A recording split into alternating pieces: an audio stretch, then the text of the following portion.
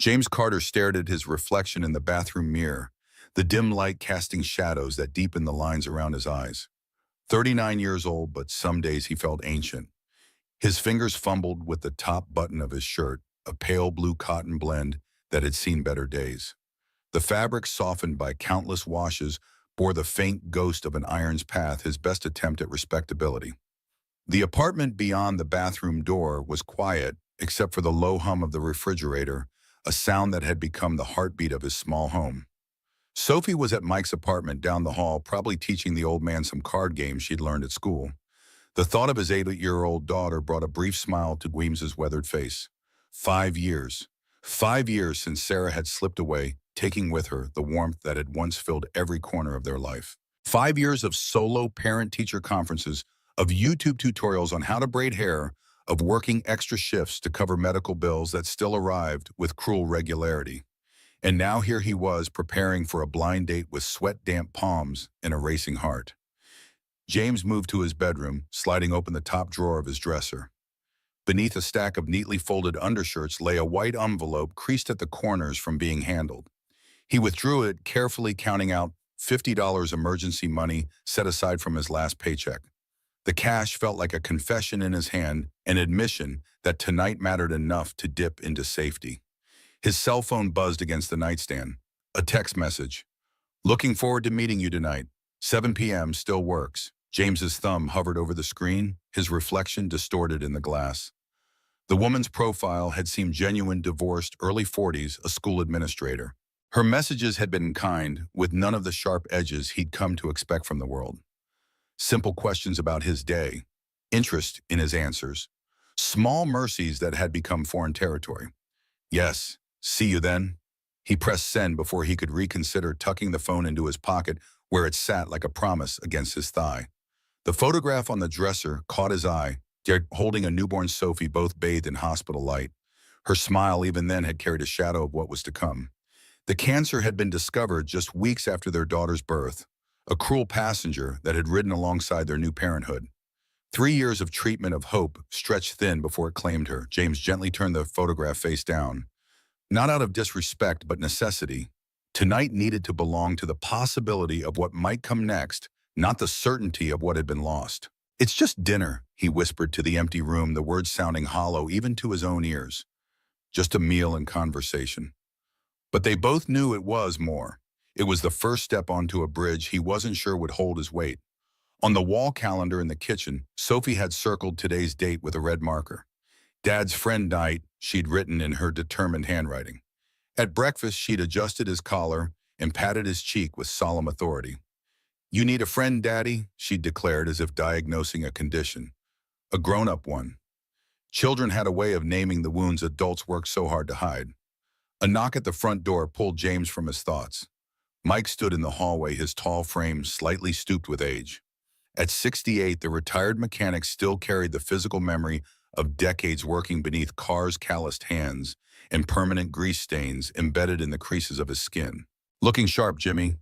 Mike nodded approvingly, the nickname a remnant from when James had first moved into the building with a pregnant Sarah. "Sophie's teaching me some card game that seems designed to make me lose all my pennies. She's a shark." James smiled, grateful for the man who had become a surrogate grandfather to his daughter. "Thank you for watching her tonight. I won't be late." "Take your time." Mike waved away the concern. "Been a long while since you've done anything for yourself. About damn time if you ask me." James checked his watch, 6:15. The restaurant wasn't far, but he preferred to be early. Waiting was better than making someone else wait. Control what you can, his father's advice, one of the few useful things the man had left behind. "You've got this," Mike said, clapping a hand on James's shoulder. "Remember, you're not just some guy. You're the man who rewired my entire apartment when the building manager wouldn't. You're the one who fixed Mrs. Abernathy's heating last winter. You matter to folks around here." The words settled somewhere beneath James's ribs, a small warmth against the anxiety that had taken residence there. Mike gestured to the door. "Go on now. That lady doesn't know it yet, but she's lucky to be meeting you." The restaurant wasn't 5-star. It wasn't the kind of place that made magazine covers, but with its polished wooden booths and navy linens, it felt worlds away from James's apartment. Located in a middle-class neighborhood of Boston, it struck the right balance, nice enough to be special, affordable enough to be possible on $50. The hostess, a young woman with a practiced smile, led James to a table by the window. From here, he could see the street headlights cutting through the early evening darkness, people moving with purpose from one destination to another. Life continuing its forward momentum as it always did. James placed his wallet carefully in his pocket, rehearsing silently how he would pace himself through the meal. He could stretch $50 if he avoided alcohol and dessert if he chose carefully from the middle of the menu. He'd always been good at making things stretch: electricity bills, groceries, hope. Each time the door opened, James's head lifted slightly, a small surge of anticipation followed by the gentle collapse of continued waiting. 6:45 slipped into 7:00, which begrudgingly gave way to 7:15. The server passed by twice, offering water and a patient smile that was beginning to carry traces of pity. Just a few more minutes, James assured her, though the conviction in his voice had started to waver. His phone remained silent, the screen dark. He tapped out a message. "I'm here at the table by the window. Blue shirt." The restaurant continued its evening symphony around him. Conversations rising and falling, silverware against porcelains, low hum of background music selected to enhance rather than distract. A couple at a nearby table leaned toward each other, their hands intertwined on the tablecloth. An older man dined alone, but with the contentment of someone at peace with his solitude, a skill James had never mastered. 7:30 arrived with the weight of certainty. James scrolled through his phone, reading again the last message from earlier that afternoon. "Looking forward to meeting you tonight." The words now seemed to mock him, bright and false against the screen. When his phone finally vibrated, the surge of relief was so powerful that his hand trembled slightly as he read the new message. The words blurred for a moment before coming into sharp, painful focus. "Wow, you actually went. I was just messing with you. Sorry, but you're not really my type. Not worth the Uber." A second message followed, almost immediately. "You seem nice, but seriously, you thought I was actually coming." James stared at the screen. His breath caught somewhere in his chest. Around him, the restaurant carried on, unaware that a small devastation had just occurred at table 17. He set his phone face down as though hiding the words might undo their existence. Heat crept up his neck, the specific kind of heat that comes not from anger, but from humiliation.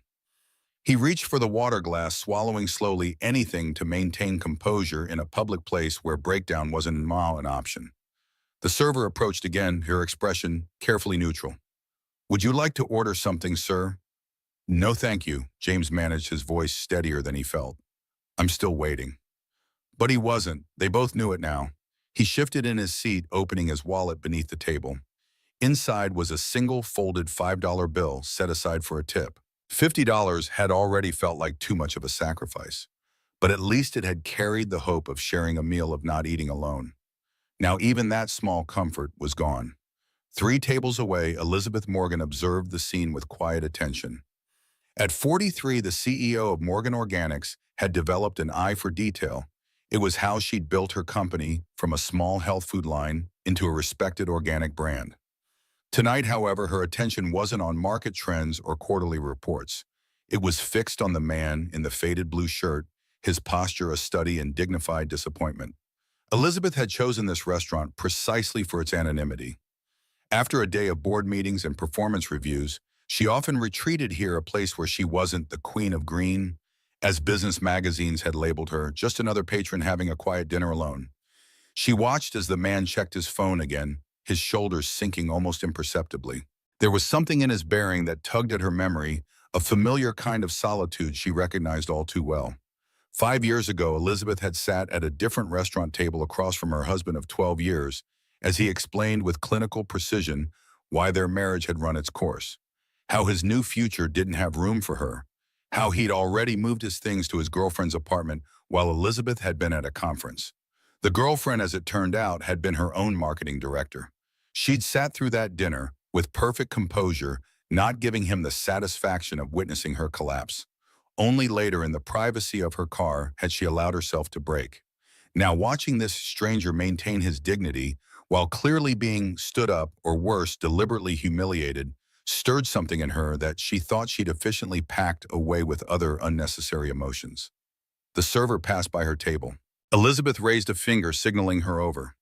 Their exchange was brief and quiet, her platinum card exchanging hands with practiced discretion.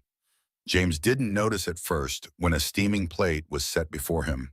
The pasta was artfully arranged, the scent of herbs and garlic rising in a gentle cloud. Beside it, a glass of sparkling lemonade caught the light from the candle at the center of the table. He blinked, confusion displacing the hollow feeling that had taken residence in his chest. "I didn't order this," he said, his voice low, almost apologetic. The server smiled, her previous pity replaced by something warmer. "It's been taken care of, sir. Someone requested it for you, and the bill is already settled."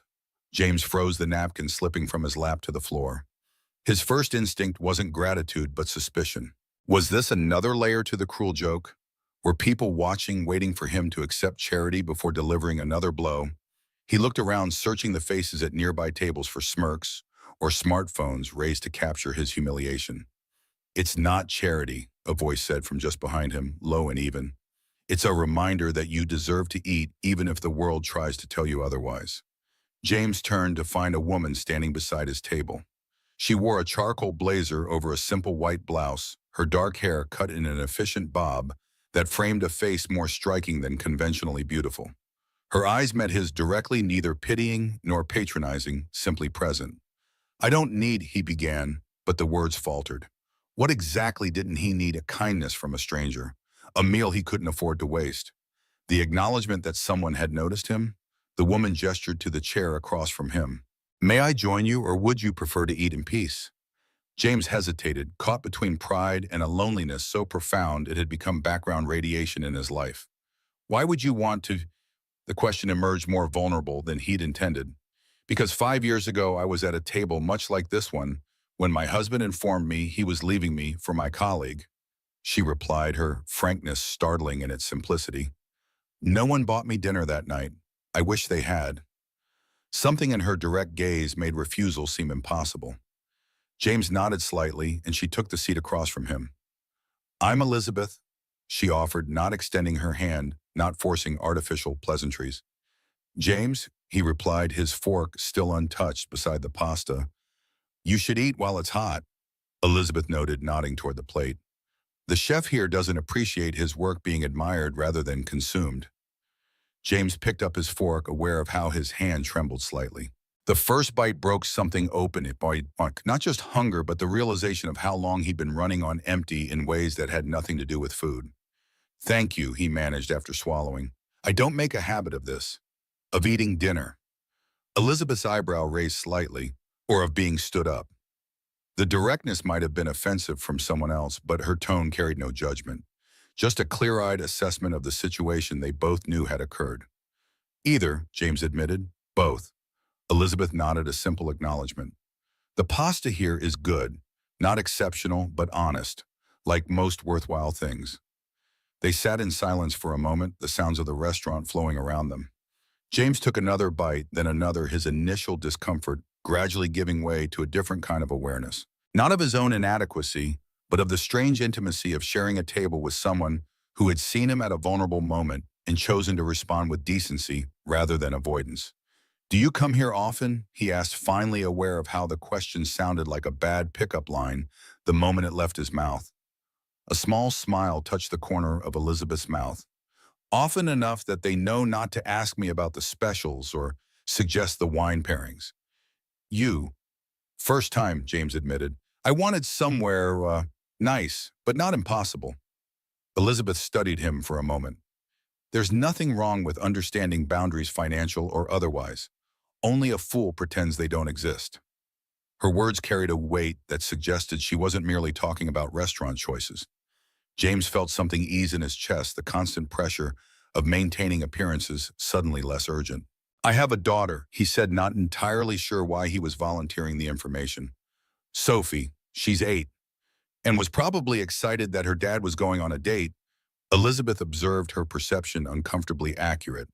James nodded. "She circled it on our calendar. Dad's friend night." "Kids have a way of labeling things we adults spend years in therapy trying to articulate," Elizabeth commented. There was something in her expression, a brief shadow that crossed her features, but it was gone before James could identify it. Do you have children? He asked, then immediately regretted the question when her posture stiffened almost imperceptibly. No, Elizabeth replied. The word carried a finality that discouraged further inquiry. Tell me about your work. What keeps James, the stood-up dinner date, occupied during daylight hours? The deflection was obvious but not unkind. James decided to respect it. I'm an electrician, commercial buildings mostly. Currently working on a renovation project downtown, converting an old factory into luxury apartments. Creating homes for people who already have three, Elizabeth remarked, a slight edge creeping into her voice. She caught herself and offered a small apologetic shrug. Sorry, wealth disparity is a particular irritant of mine. Says the woman who just paid for a stranger's dinner without checking the price. James observed, surprising himself with the boldness. Elizabeth's laugh was unexpected, a genuine sound that seemed to startle her as much as him. Fair point, though there's a difference between an act of kindness and hoarding enough property to fill a monopoly board. James felt a smile tug at his lips, the first genuine one of the evening. So what do you do, professional dinner buyer Robin Hood's economic advisor? I run a company, Elizabeth answered, her tone matter-of-fact rather than boastful. Morgan Organics. We make food products, started with baby food, expanded into family meals and snacks. James paused his fork halfway to his mouth. The name was familiar. Sophie had brought home a permission slip for a field trip to their manufacturing facility last year. The form had mentioned it was one of the largest organic food companies in the Northeast, which would make Elizabeth, "You're Elizabeth Morgan," he said slowly. "Zin the Elizabeth Morgan." She waved a hand dismissively. Titles and letterheads. At the end of the day, I'm just someone trying to make food that won't poison people's children. The bar should be higher, but apparently that's enough to get you on business magazine covers these days. The casual way she referenced her success made James reassess the woman sitting across from him. Not just a kind stranger, but someone who operated in a world entirely different from his daily struggle to make ends meet. And yet you're having dinner alone at a middle-range restaurant rather than some exclusive club. He noted curiosity overcoming his initial intimidation. Elizabeth's expression softened slightly. Those exclusive clubs are full of people who want something from me: contracts, jobs, investments, introductions. Here I can just be someone eating pasta. She gestured to his plate. Speaking of which, you're making progress. Good. James realized he'd nearly finished the meal, hunger and good food temporarily overshadowing his awareness of the unusual situation. It is good. Thank you again. The words felt inadequate for the kindness she'd shown, not just the meal, but the conversation that had pulled him back from the edge of humiliation. You showed up, Elizabeth said, her voice taking on a different quality, lower, more personal. You got dressed, you came here, you waited, not because you were desperate, but because you believed. She tilted her head slightly, studying him with an intensity that made him want to look away. That matters more than you think. The sentence landed with surprising force. James felt his throat tighten, the weight of her words brushing against something he had buried for years. He looked down quickly, focusing on the last bites of pasta. My colleagues would laugh themselves sick if they heard you say that, he managed after a moment. In construction, showing up is the bare minimum. You don't get points for doing what's expected. And yet, how many people fail at even that? Elizabeth countered. How many promises are broken daily by people who had every intention of following through? Reliability isn't flashy, but it's rarer than it should be. James considered her words, recognizing an unexpected truth in them. In his world of practical skills and physical labor, showing up wasn't celebrated, it was the baseline requirement. But in his personal life, the simple act of continuing to function after Sarah's death had often felt like climbing Everest without oxygen. Long day, Elizabeth asked softly, her gaze taking in his tired shoulders and the faint shadows under his eyes. Most of them are, James admitted, his voice rough but honest. I know the feeling, Elizabeth replied, and something in her tone suggested she truly did. The conversation shifted, then moving away from personal revelations towards safer territory. They spoke about the restaurant's background music, debating whether the instrumental covers of pop songs were clever or sacrilegious. They discussed the unseasonable Boston weather that couldn't seem to decide between winter's last gasp and spring's first breath. Elizabeth shared what she knew about the pasta recipe apparently passed down through the owner's family from a grandmother in northern Italy. It wasn't flirtation. It wasn't an interrogation.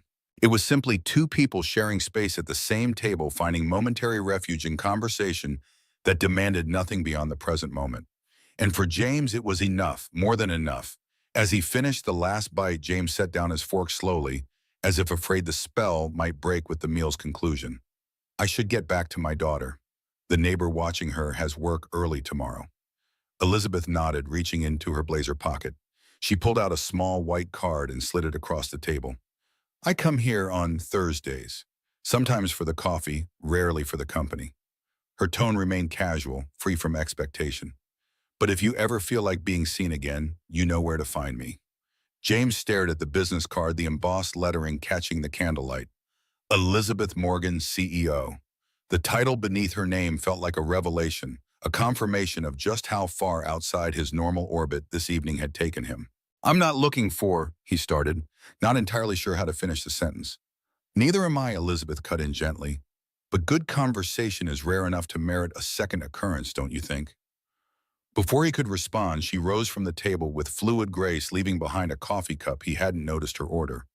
Not a goodbye, not a promise, but something in between. She moved toward the door, exchanging a brief word with the hostess before disappearing into the Boston evening. James sat alone again, but the quality of his solitude had transformed. The business card lay before him, a small bridge between his world and one he rarely encountered. After a moment's hesitation, he tucked it carefully into his wallet beside the $5 bill. The server approached with a gentle smile. Can I get you anything else, sir? No, thank you, James replied, surprised to find his voice steady and clear. Everything was perfect. Outside, the night air carried the brisk promise of spring beneath winter's lingering chill. James pulled his jacket tighter, his mind replaying the unexpected turn the evening had taken. The humiliation of being stood up now felt distant, overshadowed by the strange encounter that followed. He checked his phone, 3 missed calls from Mike. A spike of worry shot through him as he dialed back. Everything okay with Sophie? He asked the moment Mike answered. She's fine, just conned me out of about $2 worth of pennies, Mike assured him. But Mrs. Abernathy's having electrical issues again. Her bathroom lights are doing that flickering horror movie thing, and you know how her nerves get. James sighed, his breath forming a small cloud in the cold air. I'll head there first. Be home in 30 minutes or so. Date that bad, huh? Mike's voice carried a note of disappointment. Actually, no, James replied, surprising himself with the answer. It was unexpected. I'll explain later. He ended the call and turned toward the subway station, his steps lighter than they had been in hours. The $50 he'd withdrawn for the date remained unspent in his pocket, a small fortune preserved by a stranger's kindness. Tomorrow would bring its usual challenges, bills work, the constant juggling act of single parenthood. But tonight had offered something he'd almost forgotten existed, the possibility that the world still contained unexpected mercies. 4 days later, James stood in the narrow staff break room at the construction site, nursing a cup of coffee that tasted like it had been brewed in a mechanic's rag.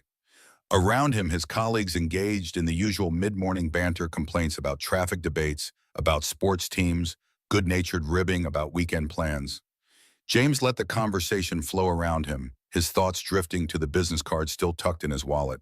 He'd taken it out each evening after Sophie went to bed, studying the embossed lettering as if it might reveal some hidden message.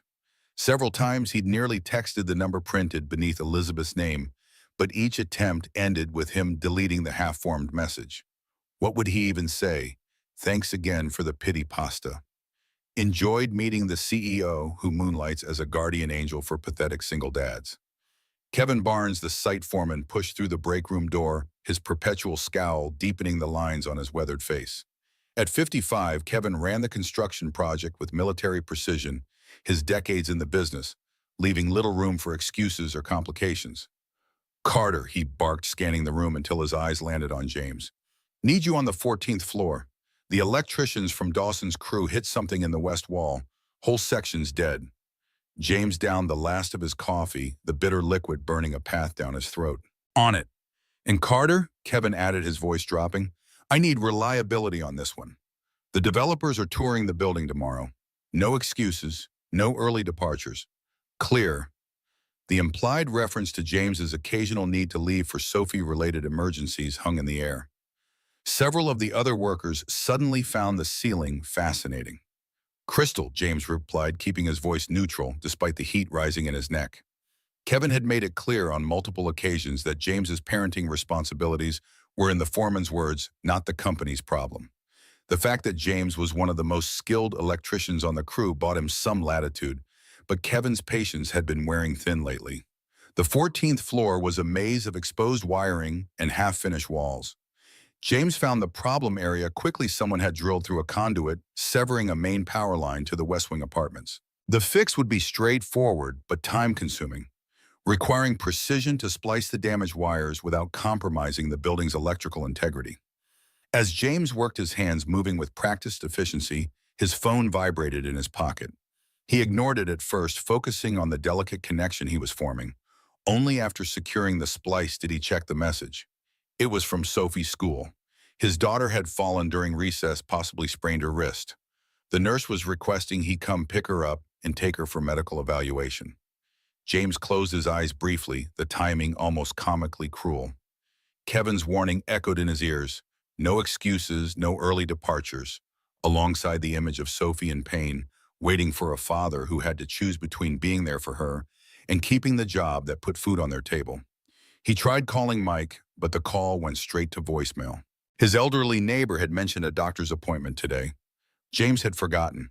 He scrolled through his phone, running through a mental list of potential backup options, each coming up empty. Without extended family in the area, his support network was painfully limited. James stared at the newly repaired electrical connection, then at his phone, the two responsibilities pulling him in opposite directions. The developer's tour tomorrow meant today's work was critical. Walking away now would likely mean walking away permanently. Kevin had made that much clear.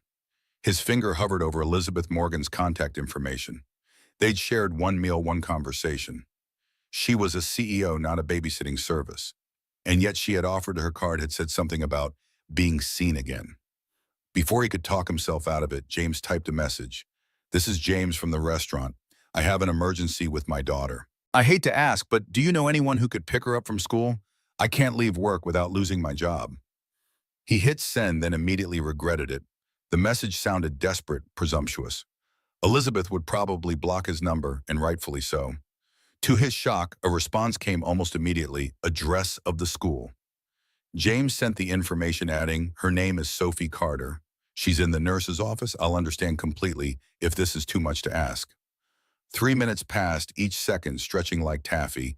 Then, "In a meeting now, we'll have my assistant handle it. What does Sophie look like? We'll text when I have her." James's hands trembled slightly as he typed a description of his daughter: dark hair, usually in a ponytail, blue eyes, probably wearing her favorite purple sweater with stars on it. He added a quick photo from his phone gallery, Sophie grinning with a missing front tooth.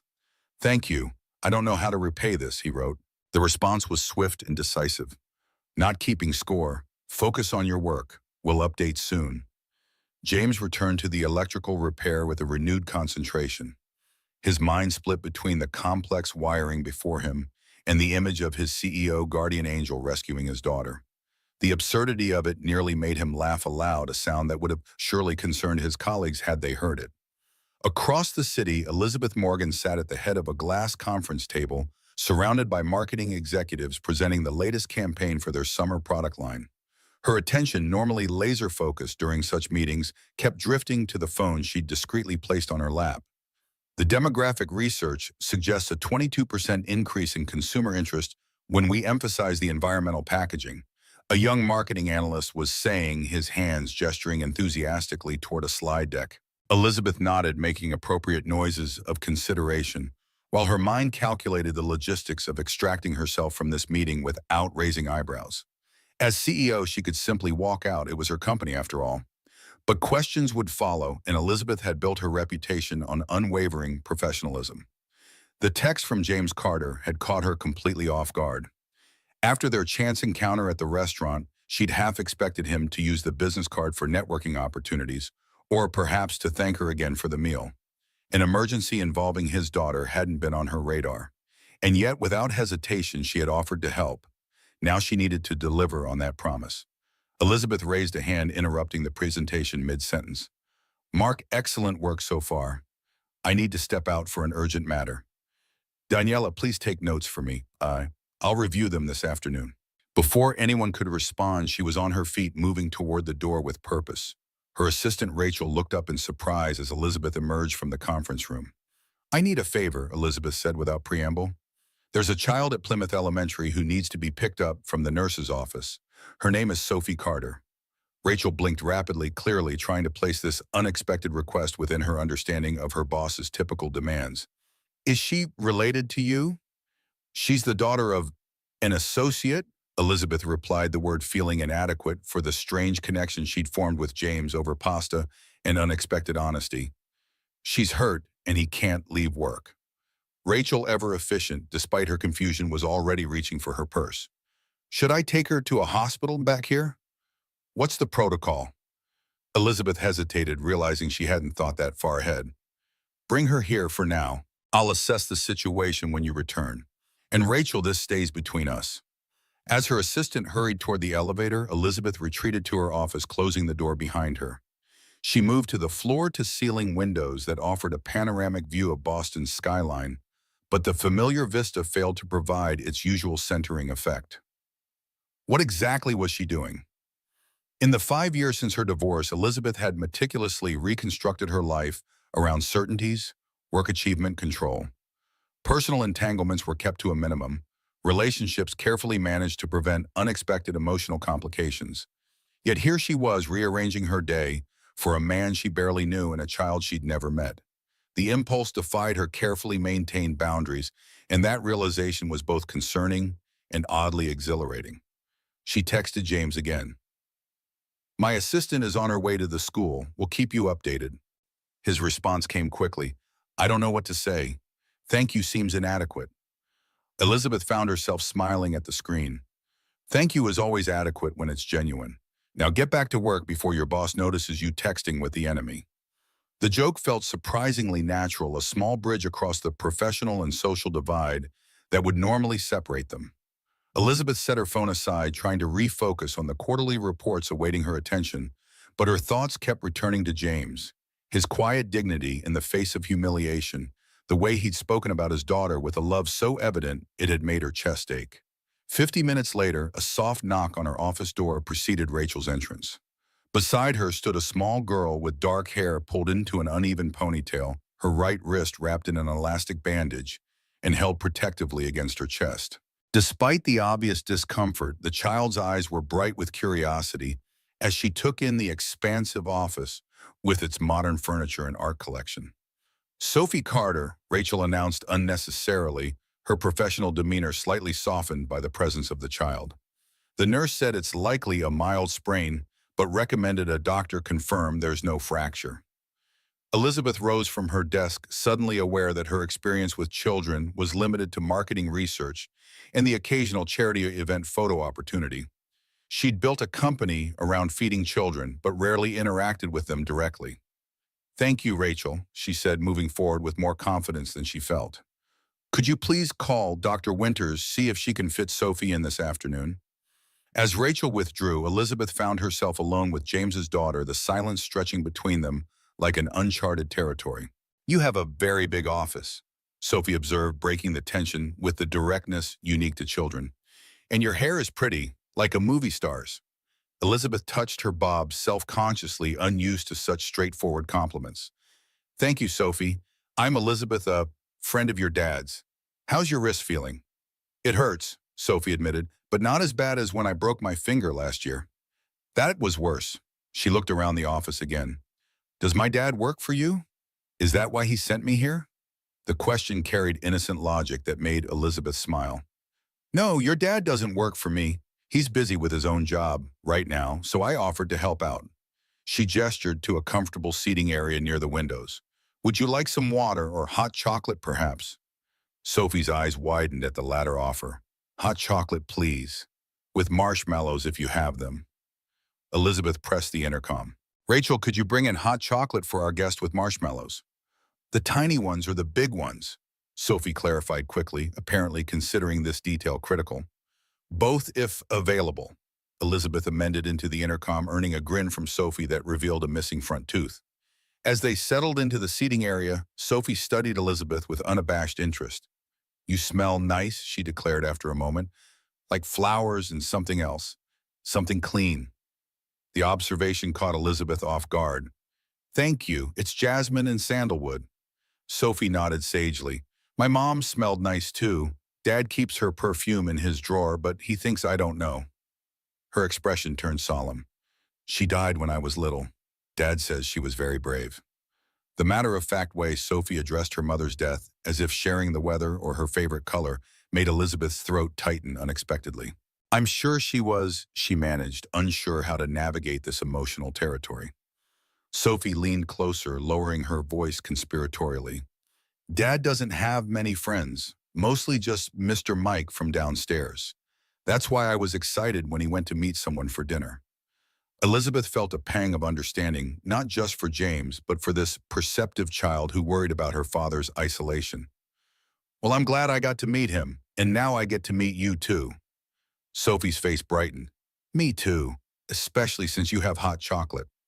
Rachel arrived with the promised beverage, complete with an assortment of marshmallows artfully arranged on the saucer. Sophie accepted it with the reverence of a child who understood she was being offered a treat beyond the ordinary. Elizabeth watched as Sophie carefully selected marshmallows, placing them in the hot chocolate with strategic precision. There was something captivating about the child's focus, a glimpse perhaps of the same quiet intensity she'd recognized in James. "My dad fixes things," Sophie said suddenly, looking up from her drink. "Electrical things mostly, but other stuff too. He fixed Mrs. Abernathy's shower and Mr. Mike's television. He can fix anything broken." "That's a wonderful skill to have," Elizabeth replied, struck by the pride in Sophie's voice. "Not everyone can look at something broken and know how to make it whole again." "What do you fix?" Sophie asked, her head tilted in curiosity. The question, simple on its surface, caught Elizabeth by surprise. "I bet make food, healthy food for families." Sophie considered this. "So you fix hungry people?" Elizabeth laughed, genuinely delighted by the child's perspective. "I suppose I do in a way. Dad says being hungry is the worst feeling, not just in your tummy, but in other places too." Sophie took a careful sip of her hot chocolate, leaving a small mustache above her upper lip. "I don't really understand that part." Something shifted in Elizabeth's chest, a recognition of wisdom from this small person that cut through the professional armor she'd spent years perfecting. Before she could respond, her phone chimed with a text from James. "Everything okay? Sorry I couldn't respond earlier. Power issue resolved." Elizabeth typed back quickly. "Sophie is fine. Having hot chocolate in my office. Doctor appointment in 30 minutes to check wrist. Will drive her myself." She hesitated, then added, "She's quite remarkable. You've done well." The three dots indicating James's response appeared and disappeared several times before his message finally arrived. "Thank you. I'll find a way to make this up to you." Elizabeth looked at Sophie, who was now examining the art on the walls with curious eyes, marshmallow mustache still in place. "No need," she typed. "It's what friends do." The word friends stared back at her from the screen, a simple term that somehow felt both inadequate and frighteningly expansive for whatever connection had formed between them. Rachel interrupted Elizabeth's thoughts with news that Dr. Winters could see Sophie immediately. As they prepared to leave for the appointment, Sophie carefully placed her empty mug on the coffee table. "Thank you for the hot chocolate and for helping me," she said with unexpected formality. "Dad says we should always thank people who are kind to us." "Your dad is very wise," Elizabeth replied, gathering her purse and car keys. As they walked toward the elevator, Sophie slipped her uninjured hand into Elizabeth's, the small fingers curling with instinctive trust.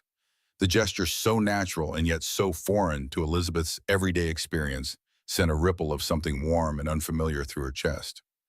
"You know what?" Sophie said as they stepped into the elevator. "You smell like my mom. Not the same smell, but the same feeling." Elizabeth froze the child's words, hitting her with unexpected force. Before she could formulate a response, Sophie continued, her attention already shifting to the elevator buttons. "Can I press the lobby button? Dad always lets me press the buttons." Elizabeth nodded, watching as Sophie carefully selected the right floor. The elevator began its descent, carrying them toward the lobby, where a doctor's examination awaited. But Elizabeth's mind remained caught on Sophie's innocent observation, not about perfume or scent, but about the feeling a person leaves behind. And for the first time in years, the emptiness Elizabeth had carefully built her life around began to feel less like a choice and more like a void waiting to be filled. The doctor confirmed that Sophie's injury was indeed just a sprain, prescribing rest ice and a proper wrist brace. By the time they returned to Morgan Organics headquarters, the afternoon was fading into early evening, the windows of Elizabeth's office reflecting the changing light of the Boston skyline. A text from James indicated he would be finished with work in 45 minutes. Elizabeth settled Sophie in the small conference room adjacent to her office, providing paper and colored markers from the marketing department to keep the child occupied while she attempted to salvage some productivity from the day's unexpected detour. Quarterly projections blurred before her eyes as Elizabeth found her attention repeatedly drawn to the glass partition separating her from Sophie. The little girl was deeply absorbed in her artwork, her tongue poking slightly from the corner of her mouth in concentration. The expression was so reminiscent of James's focused gaze that Elizabeth felt a strange tug of recognition, as if glimpsing a familiar constellation in an otherwise unknown skyline. A soft knock at her door pulled Elizabeth from her thoughts. Rachel stood in the doorway, her professional composure slightly ruffled by the day's unusual events. "Ms. Morgan, the board members are asking about the meeting you left earlier. Mr. Peterson specifically wanted to know if your departure indicates concerns about the marketing direction." Elizabeth suppressed a sigh. Philip Peterson, the most senior board member, had a talent for interpreting every action through the lens of corporate intrigue. "Tell them I had a personal emergency that required immediate attention. The marketing proposal looks promising, but I'll need to review the complete presentation before giving final approval." Rachel nodded, her gaze drifting toward the conference room where Sophie was now holding up her drawing to examine it at arm's length. "She's a sweet child," Rachel observed, her usual professional detachment softening. "Is her father—" "A friend," Elizabeth replied firmly, closing the subject before Rachel's curiosity could transform into office gossip. "That will be all for now, thank you." As Rachel retreated, Elizabeth found herself contemplating the word she'd used. Friend, such a simple designation for a relationship that had begun with an act of kindness, born from recognition of shared pain. Was James Carter her friend?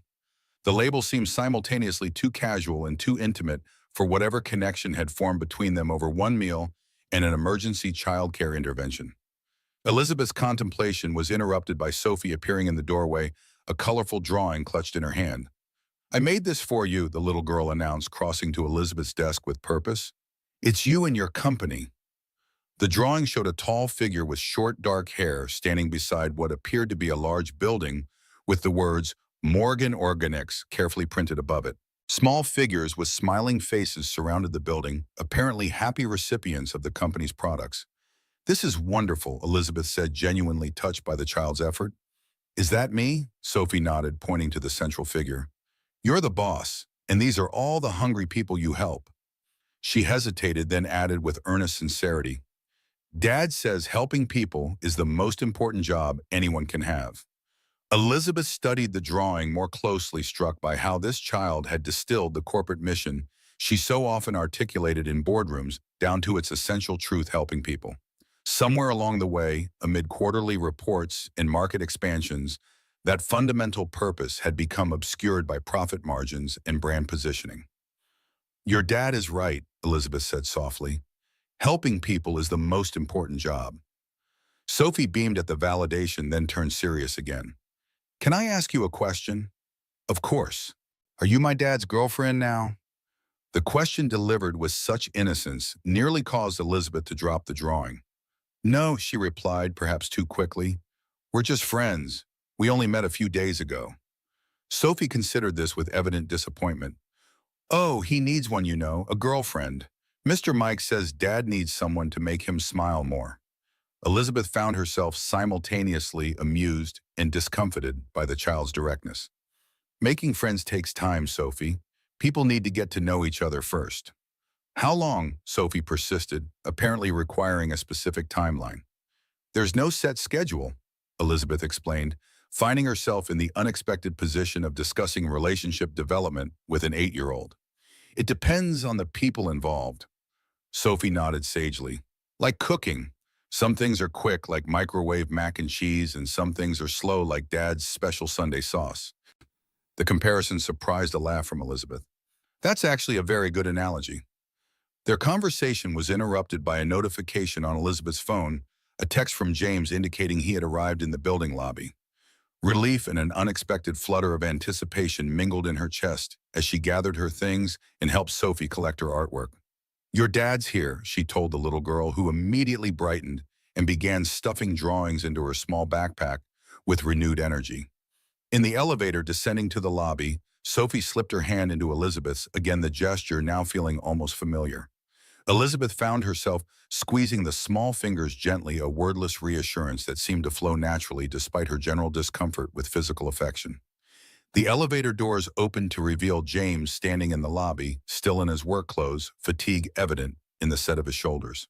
When he spotted Sophie, his entire demeanor transformed, exhaustion giving way to relief and joy as his daughter broke away from Elizabeth to run toward him.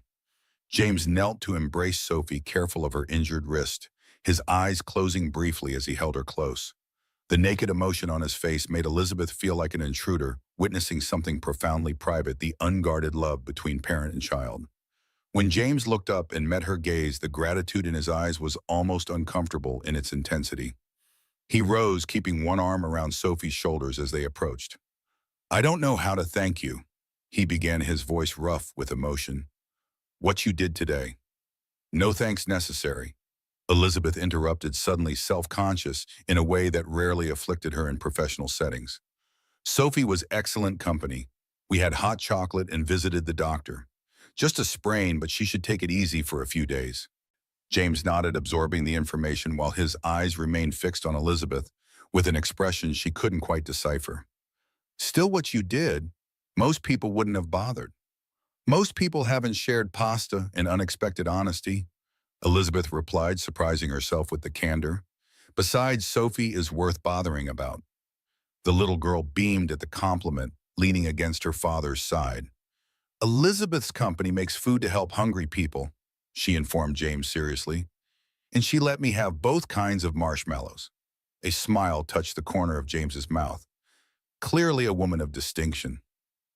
The moment stretched between them, filled with unspoken recognition of kindness given and received, of boundaries crossed and redrawn, of connection formed in unlikely circumstances. Around them, the corporate lobby continued its end-of-day rhythm. Employees streaming toward the exits. Security guards changing shifts, the mundane machinery of business winding down while something less definable wound up. "We should let you get home," James said, finally breaking the silence. "You've already given up most of your day for us." Elizabeth nodded, suddenly reluctant to end the encounter, yet unsure how to prolong it without seeming awkward or presumptuous. "The doctor's report is in Sophie's backpack, along with a prescription for pain relievers if she needs them." "Thank you," James said again, the simple phrase carrying the weight of all he couldn't articulate. Elizabeth was about to respond when Sophie tugged at her father's hand. "Dad, I invited Elizabeth to my science fair next week. It's on Thursday after school. I'm doing a project on electricity because you're an electrician." James's eyebrows rose in surprise. "You did?" Sophie nodded emphatically. "She said maybe, but I think she should come because her building has really cool elevators and she might like to see my school too." Elizabeth found herself caught between amusement at Sophie's transparent matchmaking and genuine interest in the invitation. "I would love to attend your science fair, Sophie, if that's okay with your father." She looked to James, offering him the space to politely decline what his daughter had engineered. To her surprise, he smiled, a real smile that reached his eyes and transformed his tired face. "We'd be honored," he said simply. "Thursday at 4:30, Plymouth Elementary." "I'll be there," Elizabeth promised, the commitment settling in her chest with unexpected warmth. As she watched James and Sophie depart, the little girl chattering animatedly, while her father listened with evident devotion, Elizabeth felt something shift within her, a recalibration of priorities that had begun the moment she'd seen James sitting alone at that restaurant table. The board meeting she had abandoned, the marketing presentation she'd missed, the emails still awaiting responses, all suddenly seemed less urgent than they had this morning. Walking toward the parking garage, Elizabeth reflected on Sophie's innocent question about her relationship with James. The child's perspective was simplified, as children's often were, But there was wisdom in her recognition that her father needed connection not just for romance, but for the basic human necessity of being seen and valued. Perhaps Elizabeth acknowledged as she slid into her car that recognition resonated because she needed the same thing. Behind the title in the corner office, beyond the success and the accolades there, existed a solitude she had convinced herself was preferable to vulnerability.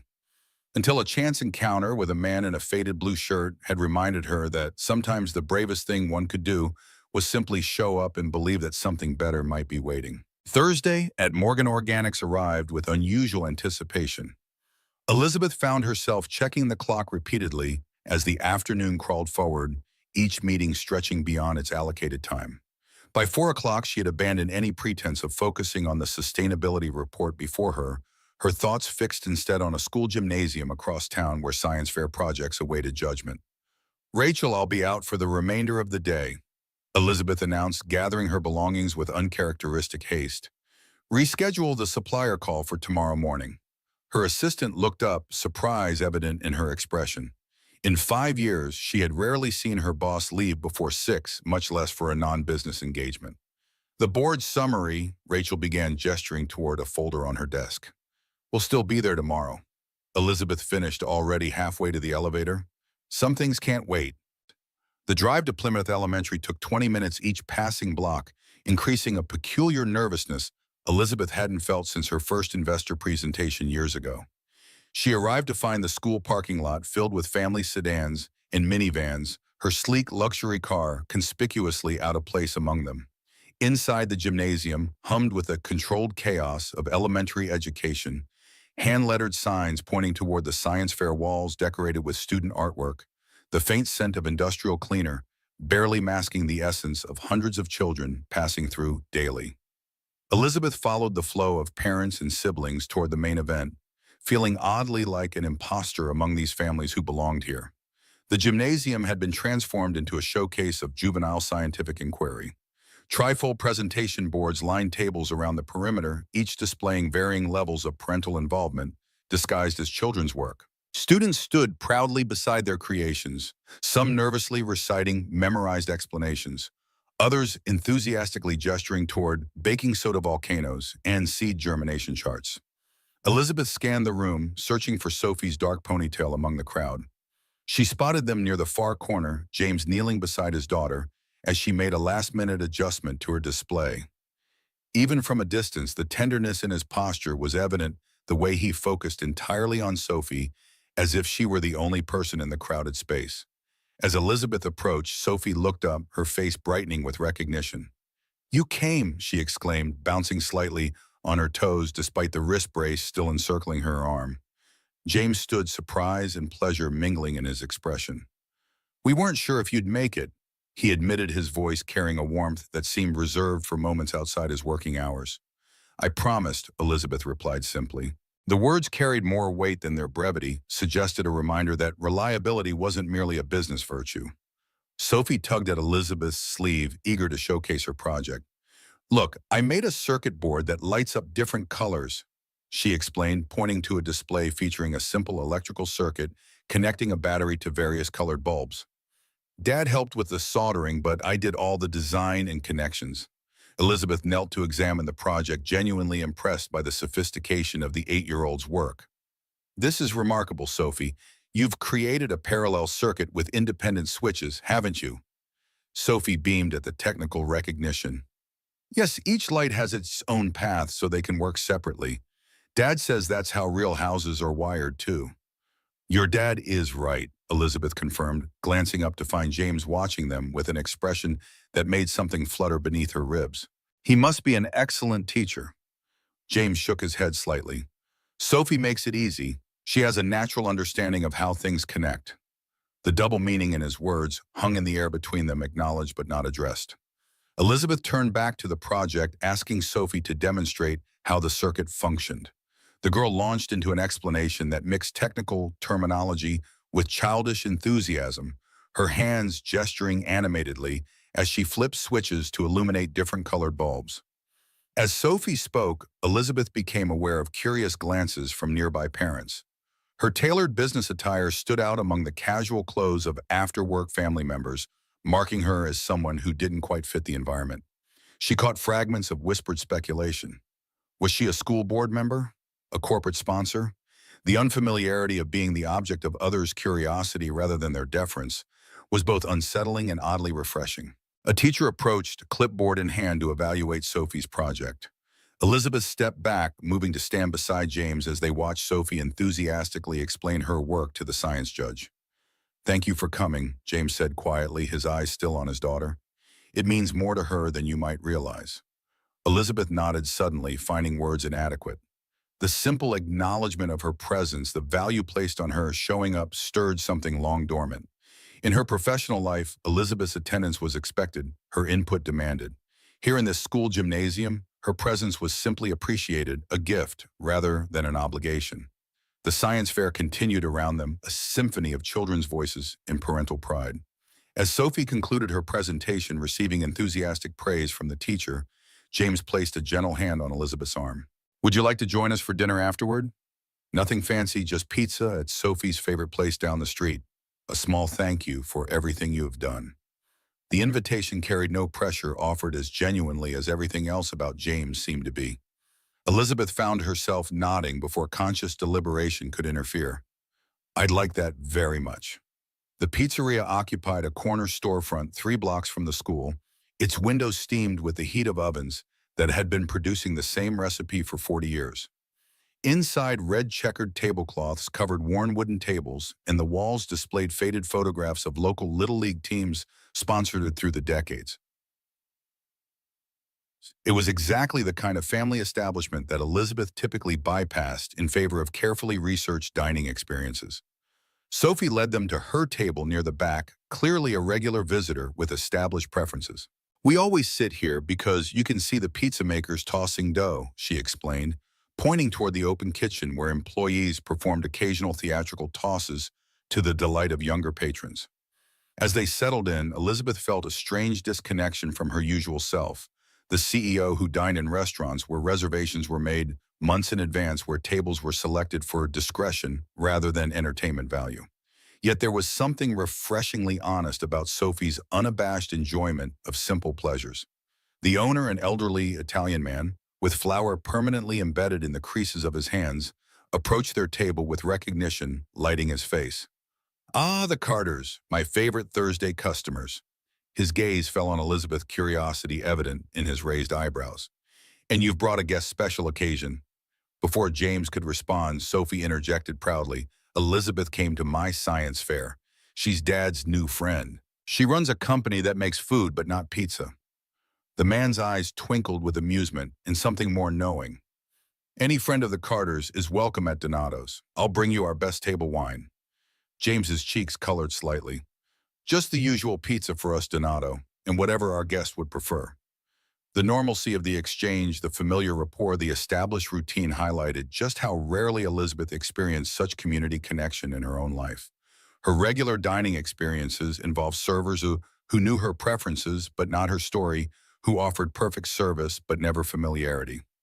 As Donato departed, promising their usual pepperoni and mushroom would arrive shortly, Elizabeth found herself studying James in this environment, relaxed, known belonging in a way that transcended the transactional nature of customer and business. Sophie chattered about her classmates' science projects, occasionally interrupting herself to wave at other families she recognized.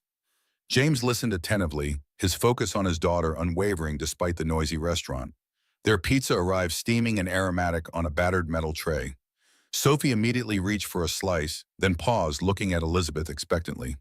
"You have to take the first piece since you're our guest," she explained with the solemnity of one conveying an important cultural tradition.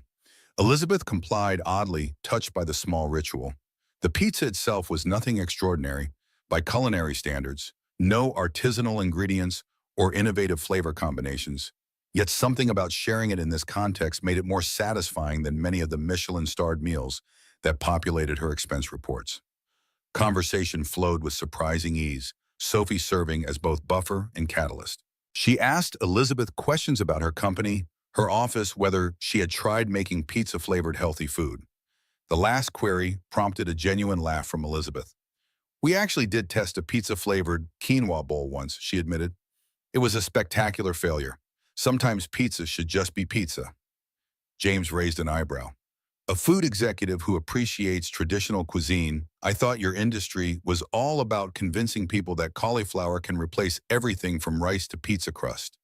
The teasing note in his voice invited rather than offended. Elizabeth found herself responding with unusual candor. There's a balance, Wakarekin. We should make healthy food accessible and appealing, but not pretend that a dehydrated kale chip will ever satisfy the same craving as a potato chip.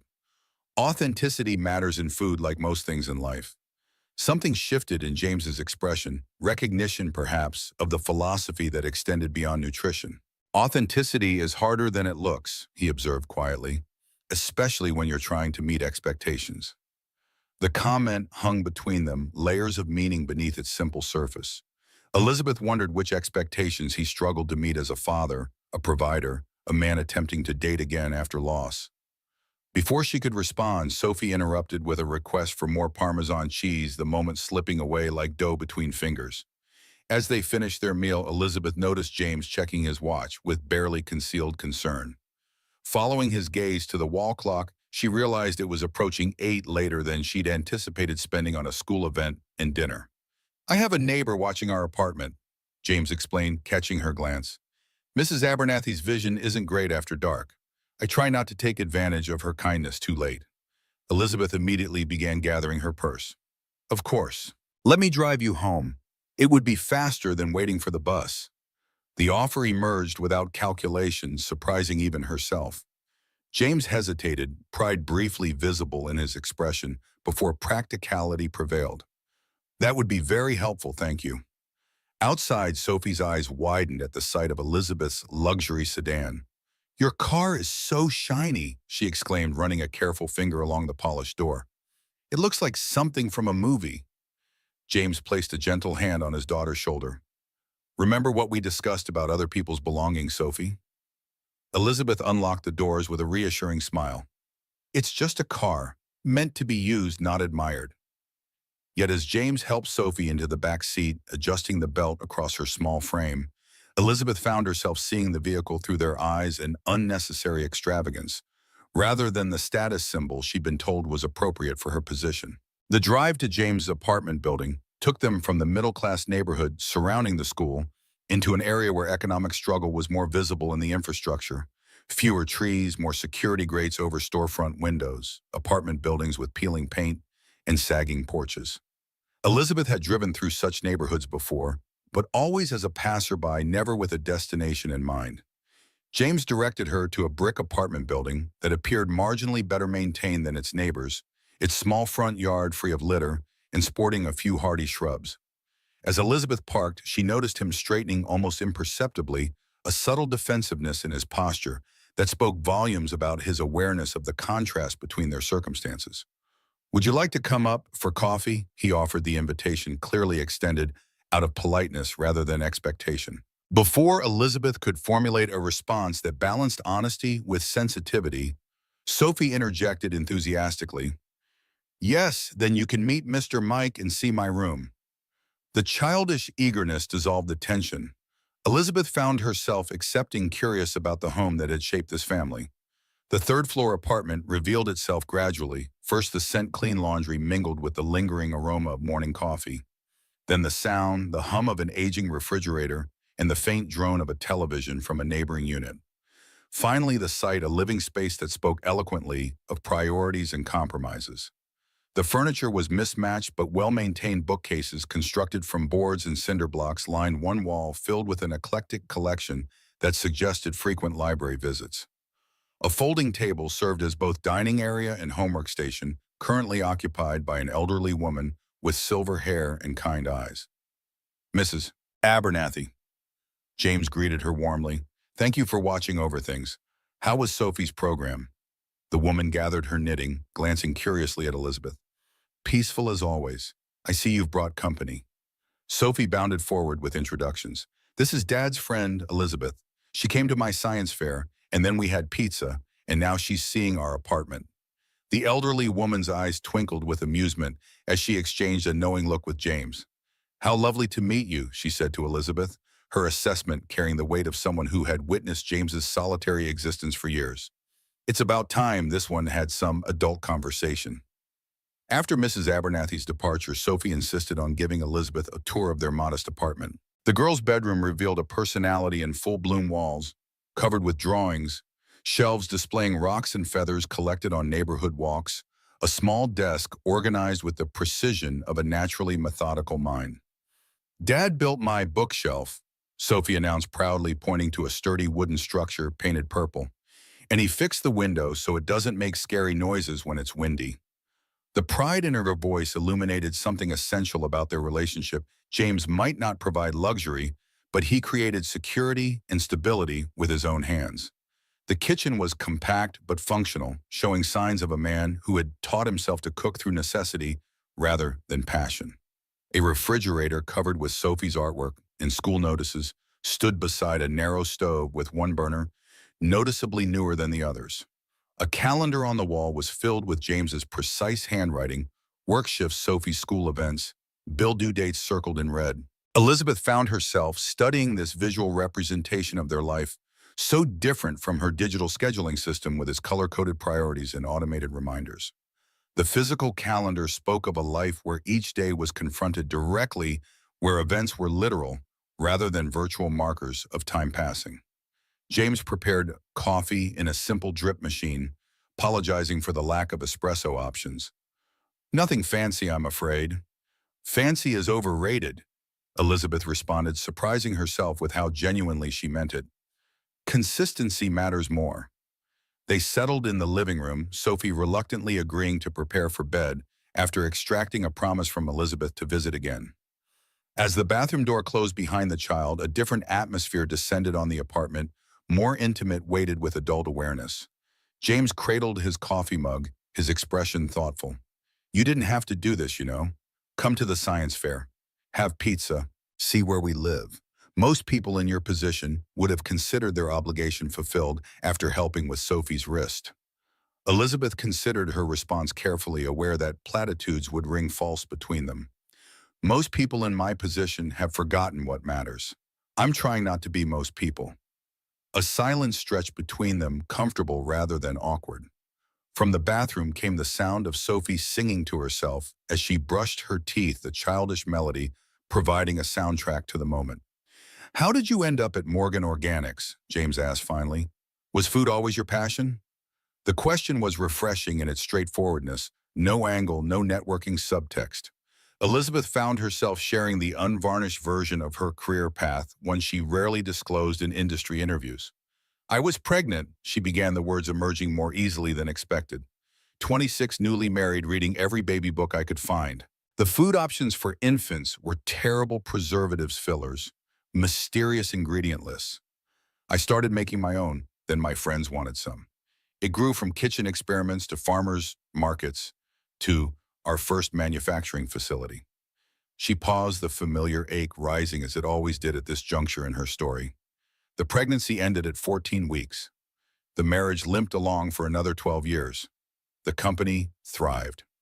James's expression held no pity, only recognition of pain's permanent residency. "So the company became your child." The observation struck with precision, identifying what her therapist had circled for years. "Yes, probably not the healthiest coping mechanism, but more productive than some alternatives." James nodded, understanding, evident in his eyes. "After Sarah died, I renovated our entire apartment, rewired everything, replaced plumbing, refinished floors. The landlord thought I was crazy doing improvements on a rental. But I needed to fix something when the most important thing couldn't be fixed." The parallel resonated between them, grief channeled into creation, loss transformed into purpose. Elizabeth had built a company. James had built a home. Different scales, same human impulse. Sophie emerged from the bathroom in pajamas, decorated with stars, her damp hair hanging around her face. "I'm ready for my story," she announced, climbing onto the couch between them, with the natural assumption that her presence was always welcome. James reached for a book on the side table, a well-worn copy of A Wrinkle in Time, but Sophie shook her head emphatically. "I want Elizabeth to read tonight," she declared with the magnificent certainty of childhood. James began to object, but Elizabeth accepted the book with a small smile. "I'd be honored if your dad doesn't mind." Something flickered in James's eyes, gratitude perhaps, or recognition of a boundary crossed. He settled back as Elizabeth opened to the marked page, beginning to read, in a voice that grew increasingly confident as the story progressed. Sophie leaned against Elizabeth's side, her small body radiating trust and warmth. The simple physical contact, child against adult, human against human, carried a poignancy that tightened Elizabeth's throat. How long had it been since anyone had touched her without agenda? Since comfort had been sought rather than advantage? By the chapter's end, Sophie's eyes were heavy with sleep. James lifted her gently, carrying her to her bedroom with practiced ease. Elizabeth remained on the couch, the book closed in her lap, listening to the murmured goodnights and rustling of blankets from the other room. When James returned, a new quietness had settled over the apartment. "She's asking if you'll come back tomorrow," he said, resuming his seat. "I told her that you have an important job and can't visit every day." Elizabeth nodded, feeling the weight of that truth. Her schedule tomorrow included a supplier negotiation, marketing review, and dinner with potential investors, none of which could be casually rescheduled for bedtime stories. "I've enjoyed tonight," she admitted, the simple statement containing layers of realization. "More than I've enjoyed anything in a long time." James studied her with that direct gaze that seemed to bypass pretense. "Because it's real. No one here wants anything from you except your presence." The observation crystallized something Elizabeth had been feeling since entering their home. In her usual environments, she was perpetually evaluated for what she could provide, funding, connections, opportunities. Here in this modest apartment, she was merely herself, not a title or a resource. "It's strange," she confessed. "I've built my life around achievement and acquisition, the right education, career, home, car, all the markers of success. Yet sitting here feels more substantial than closing our last 8-figure deal." James leaned forward slightly, his expression earnest. "That's because objects can't receive what we give. People can. Connection is the only real currency worth accumulating." The simple wisdom resonated with truth that Elizabeth's expensive executive coaching sessions had never approached. For years, she had measured her worth by metrics and milestones, treating relationships as assets to be managed rather than experiences to be lived. "I should go," she said, finally aware of the lateness in the work awaiting her tomorrow. "Thank you for sharing your evening with me." James walked her to the door, the narrow hallway forcing a proximity that heightened her awareness of him as a physical presence. The slight scent of soap and coffee, the rolled sleeves revealing forearms marked by the evidence of physical work, the careful distance he maintained despite the confined space. At the threshold, Elizabeth turned, suddenly reluctant to step back into the solitary routine that awaited her. "I'd like to do this again, if you're amenable." A smile touched the corner of James's mouth. "I believe Sophie would stage a full rebellion if you disappeared now, and I—" He hesitated, the pause weighted with consideration. "I've enjoyed this too, very much." The sincerity in his voice created a warmth that lingered as Elizabeth drove home to her immaculate empty condominium with its perfect furniture and absence of colored pencils or bedtime stories. The following morning, Elizabeth arrived at Morgan Organics headquarters earlier than usual, her mind already cataloging the day's obligations. Rachel met her at the elevator, tablet in hand, reciting updates and reminders with practiced efficiency. "The supplier call is rescheduled for 9. Marketing needs final approval on the summer campaign by noon. Mr. Peterson has requested a private meeting regarding yesterday's board presentation you missed." Elizabeth nodded, processing the information as they walked toward her office. "Schedule Peterson for 4 and add this to my calendar." She pulled out her phone, checking a note she'd made the previous night. "Sophie Carter's school play next Friday at 6:30. Rachel's fingers paused over the tablet. "Is that a potential client?" "No," Elizabeth replied simply. "It's a personal engagement." The assistant's carefully neutral expression couldn't quite conceal her surprise. In 5 years, personal engagements had been limited to obligatory appearances at charity galas and industry award ceremonies. Elizabeth continued toward her office but paused at the doorway. "And Rachel, order a proper desk chair for my apartment. The dining chair I've been using for late-night work is destroying my back." The request was mundane, yet it represented a small revolution in Elizabeth's thinking. For years, she had maintained her apartment as a minimalist showcase, aesthetically perfect, functionally deficient. The thought of prioritizing comfort over appearance, would never have occurred to her before observing James's home, where every object served a purpose beyond impression. The morning progressed through meetings and decisions, Elizabeth performing her professional role with customary precision. Yet beneath the surface, a new awareness had taken root, a recognition of the artifice in many of her business interactions. The careful posturing, the strategic revelations and concealments, the performance of confidence, regardless of certainty. Monday morning arrived with unusual clarity for Elizabeth. The weekend hiking with James and Sophie had shifted something fundamental in her perspective. As she stood in her office, overlooking Boston's financial district, the city seemed different, not just a collection of corporate headquarters and investment opportunities, but home, schools, lives intertwined in ways she'd stopped noticing years ago. Her phone buzzed with a reminder. Board meeting 9 a.m., final first spoon decision. For 15 years, Elizabeth had approached these meetings with laser focus on metrics, margins, and market share. Today, she entered the boardroom with something additional, a renewed connection to the company's original purpose. The revised projections are in your folders. Elizabeth began, her voice steady despite the tension crackling through the room. As you'll see, the first spoon line maintains a 15% margin while reaching a demographic we've previously ignored. Philip Peterson, senior board member and self-appointed guardian of the company's premium positioning, leaned forward with barely contained irritation. We've been through this, Elizabeth. Morgan Organics represents aspirational nutrition, not bargain basics. Elizabeth nodded, acknowledging his concern without accepting its premise. I understand your position, Philip, but I founded this company to make nutritious food accessible, not to create luxury products exclusively for those who already have abundant choices. Marissa Leland, the youngest board member, cleared her throat. The financial concerns remain. Shareholders invested in our mission as well as our margins. Elizabeth interrupted, surprising herself with her directness.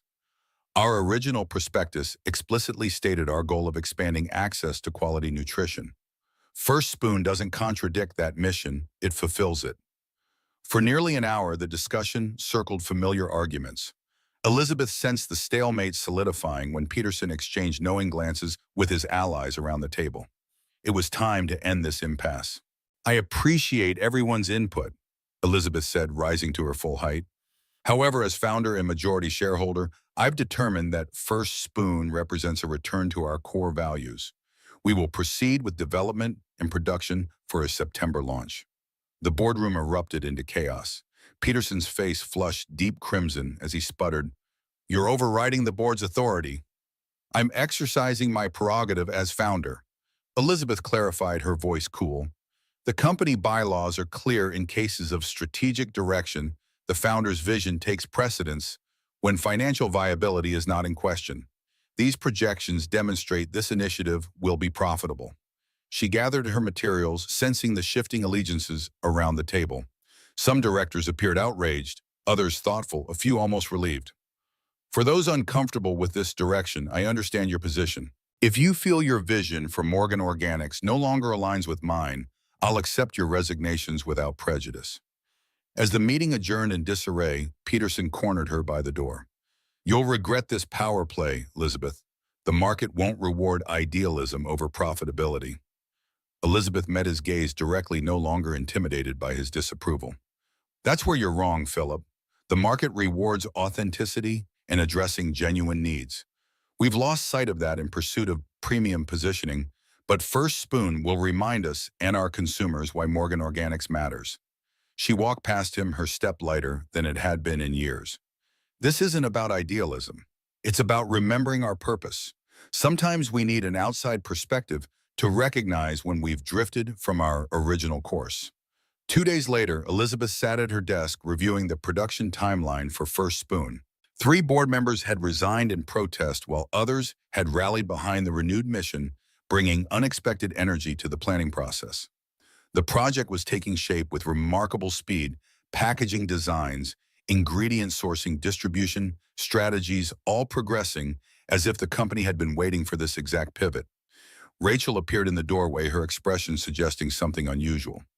"Ms. Morgan, there's a call for you on line 2, Seattle Children's Hospital, about a potential partnership opportunity." Elizabeth's brow furrowed slightly. "I don't recall any pending discussions with Seattle Children's. Did they specify what it's regarding? Something about a specialized medical technician training program, Rachel replied. They mentioned it might align with your corporate social responsibility initiatives. Intrigued, Elizabeth picked up the phone. The program director described an innovative training initiative for medical technicians specializing in pediatric equipment, the sophisticated machines monitoring and treating the most vulnerable patients. The year-long certification would provide full scholarships to qualified applicants with technical backgrounds, particularly those with electrical expertise. We're reaching out to corporate partners who might help identify suitable candidates, the director explained, people with technical aptitude who also demonstrate compassion and reliability qualities essential when working with the equipment that children's lives depend upon. As the conversation continued, Elizabeth found her thoughts turning inexorably to James. His electrical expertise, meticulous attention to detail, and profound empathy made him an ideal candidate. More significantly, she recalled his mention of a long-abandoned interest in healthcare, interrupted by the practical demands of supporting his family. I may know someone perfect for your program, Elizabeth heard herself saying. A single father with exceptional electrical skills and a natural affinity for caregiving. After arranging to receive the program details, Elizabeth sat motionless, contemplating what she just set in motion. The opportunity could transform James's professional trajectory and financial security.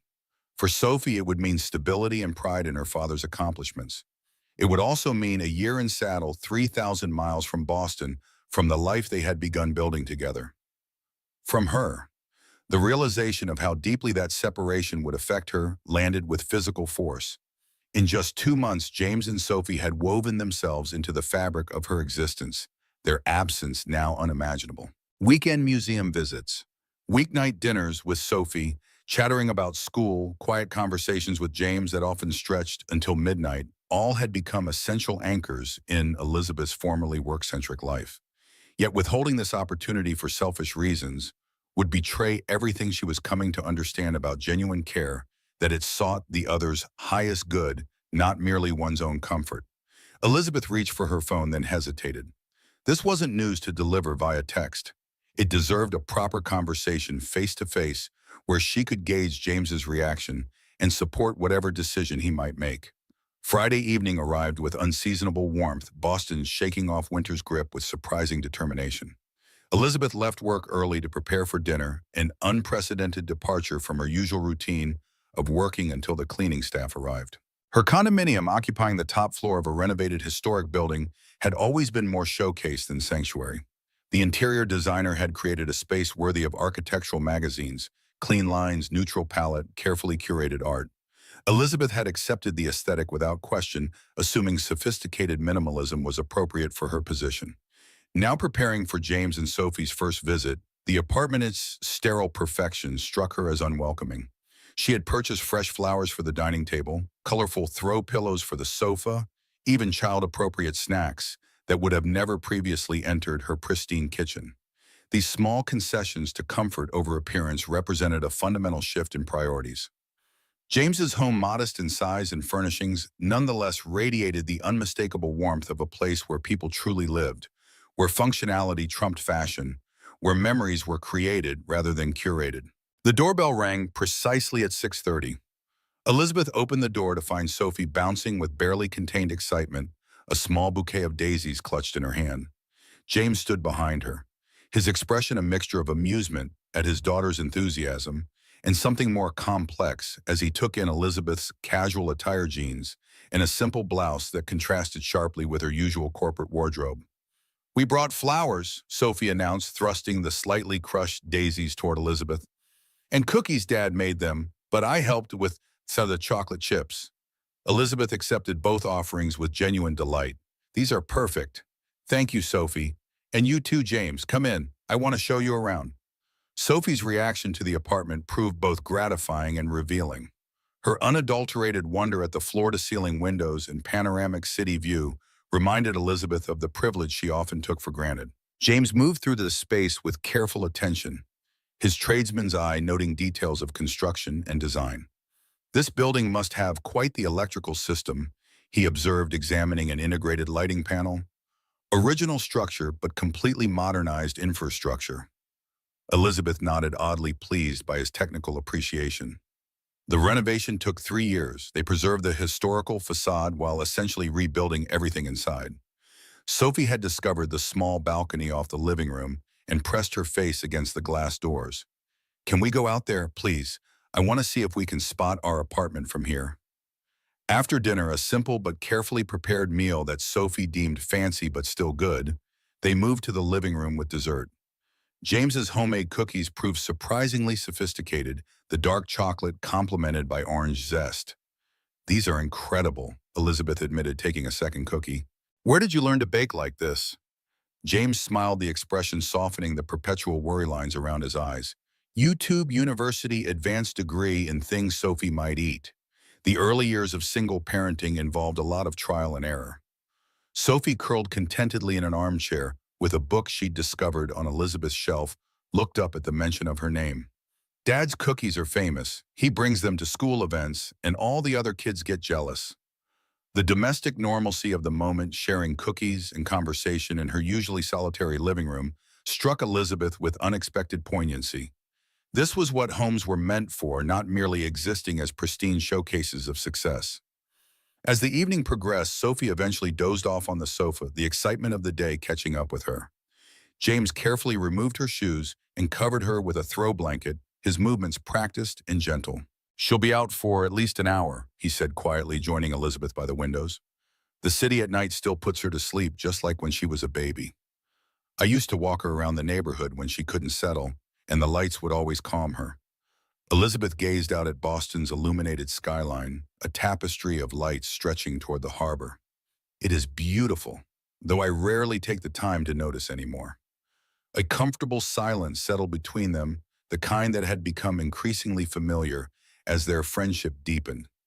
Elizabeth found herself studying James's reflection in the window, the strong profile, the slightly too long hair that curled at his collar, the hands that created both electrical connections and chocolate chip cookies with equal care.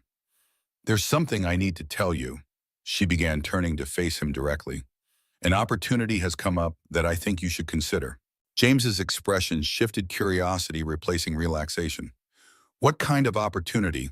Elizabeth outlined the Seattle Children's Hospital program, watching his face carefully as she explained the training, the scholarship, the career potential. With each detail, she could see recognition dawning, not just of the opportunity itself, but of how perfectly it aligned with abilities and aspirations he had mentioned only in passing. "They're looking for people with electrical expertise who want to transition into medical technology," she concluded. "People who understand both technical systems and human needs. People like you, James." He had moved to the sofa during her explanations, sinking down beside his sleeping daughter as the implications registered. "A year in Seattle," he said softly, looking at Sophie's peaceful face. "Starting over in a new city, new school for Sophie. Full scholarship housing stipend included," Elizabeth added, "and guaranteed employment afterward with a starting salary nearly double what you're earning now." James ran a hand through his hair, a gesture she'd come to recognize as signaling internal conflict. "It sounds incredible. Almost too perfect, honestly. How did you even hear about this?" "They called yesterday looking for corporate partners to identify candidates. Your name was the first that came to mind." He looked up sharply, a question forming in his eyes. "You recommended me?" "Without asking first." Elizabeth shook her head quickly. "I only mentioned I might know someone suitable. They'll send application materials, but the decision is entirely yours. I wouldn't presume to make it for you." James nodded, his expression softening. "I appreciate that, and I appreciate you thinking of me for something like this." He glanced at Sophie, his voice dropping further. "It would mean a better future for her, the kind of stability I've been working toward for years." The unspoken question hung between them. What about the connections forming here in Boston? What about the delicate, unnamed thing growing between James and Elizabeth? "Seattle is a long way from Boston," James said, finally voicing the concern that pressed against Elizabeth's ribs like a physical weight. "It is," she acknowledged, "but it's only a year of training, and flights between the coasts are frequent." The practical response disguised the emotional turmoil beneath it. Elizabeth had not anticipated how deeply the prospect of their departure would affect her. In just 8 weeks, this man and his daughter had broken through defenses constructed over decades, revealing a capacity for attachment she had convinced herself was unnecessary for fulfillment. James studied her with that penetrating gaze that seemed to bypass her carefully constructed facades. This would change things between us. Yes, Elizabeth admitted, abandoning pretense. But that shouldn't factor into your decision. This opportunity is about your future, Sophie's future. What we've started here shouldn't limit possibilities that could transform your lives. James was quiet for a long moment, his focus shifting between his sleeping daughter and Elizabeth. I need to think about it. Talk to Sophie, research the program. Make sure it's right for us. Of course, Elizabeth nodded. The application deadline is 3 weeks away. There's time to consider everything carefully. James broke the ensuing silence with characteristic directness. Why did you do this? Elizabeth recommend me for this program, knowing it would mean we'd leave Boston, leave whatever this is becoming.